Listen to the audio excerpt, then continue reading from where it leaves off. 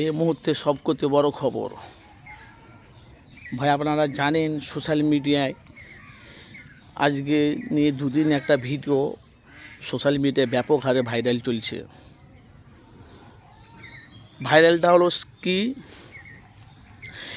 যে কাশেম সিদ্দিকী, এতদিন বাংলার মানুষ জানতো কাশেম সিদ্দিকী তৃণমূলের প্রার্থী হয়ে নওশাদের বিরুদ্ধে ভাঙড়ে লড়বে, তৃণমূলের প্রার্থী হয়ে।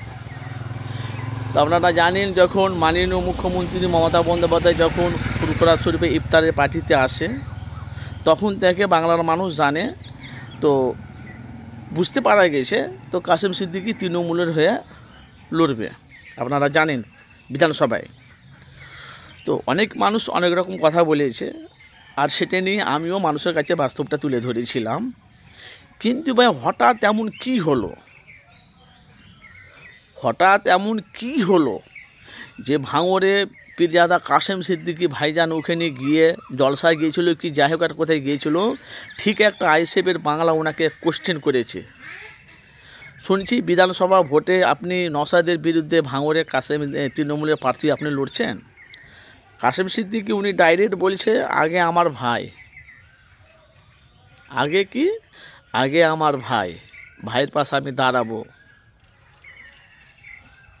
ভাইয়ের পাশে দাঁড়াবো কি সামনে একটা বিধানসভা ভোট আসছে, ভাইজান আমাকে যদি প্রার্থী দেয় তো ক্যানিংয়ে যদি আমি দাঁড়াই, ক্যানিংয়ের মানুষ একটা অক্সিজেন পেয়ে যাবে। তাইলে কথাগুলো একটু মনোযোগ দিয়ে শুনবেন, কেন আমি ভাই মানুষের কাছে সত্যটাই বাস্তবটা মানুষের কাছে আমি তুলে ধরি। আমার কাজ হলো মানুষের কাছে বাস্তবটা তুলে ধরা।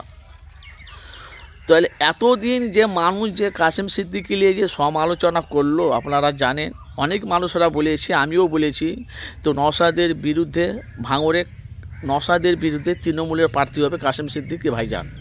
তাহলে ভাঙড়ে হাড্ডাহাড্ডি লড়াই হবে, ভাঙড়ে ফাটল ধরলো। কিন্তু এখন তো সব উল্টো ফাটল হয়ে গেল।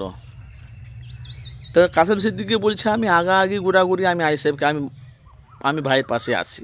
নওশাদ সিদ্দিকী যখন জেলে গেল, আপনারা দেখেছেন সে কাশেম সিদ্দিকী সে বিক্ষোভ, সে কাশেম সিদ্দিকীর বক্তব্য দেখেছেন, কাশেম সিদ্দিকীর ডানকুনিতে দেখেছেন কীভাবে বিটকেল আওয়াজ লিয়া মানুষের কাছে নওশাদকে জেল থেকে বার করার জন্য কীভাবে বাঘের মতন গর্জন, আপনারা সোশ্যাল মিডিয়া আপনারা সবই জানেন। তো এমন হলো, তো কাশেম সিদ্দিকী পাল্টি মেরে দিল। কারণটা কি, সামনে বিধানসভায় কি নওশাদ সিদ্দিকী ভাইজান কি ওনাকে ক্যানিংয়ের টিকিট দেবে না প্রার্থী করবে?